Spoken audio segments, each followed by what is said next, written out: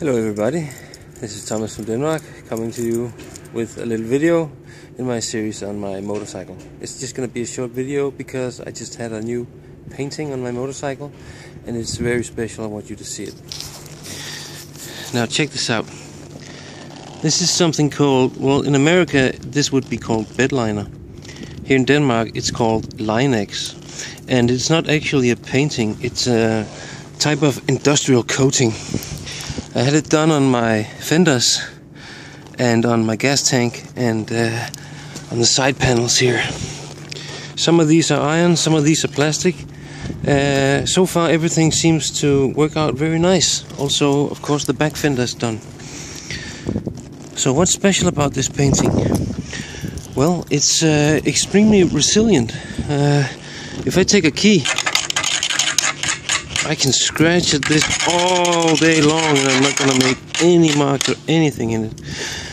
Of course, I mean, it will be destroyed if you really treat it roughly, I guess, but it's extremely durable.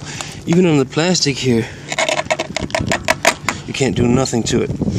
So I think it's a really cool look, and I really like the resiliency of the paint itself. I used to have a matte black on the motorcycle, and that thing would just scratch up. I mean, if I sneezed, I'd have a scratch on it.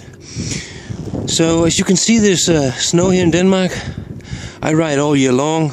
I'm not too worried about rust or general wear and tear. You know, this is my bike. I have it to use it. So, but still, I want to try to keep it as nice as possible. And this paint, well, that's just going to do a great job for me.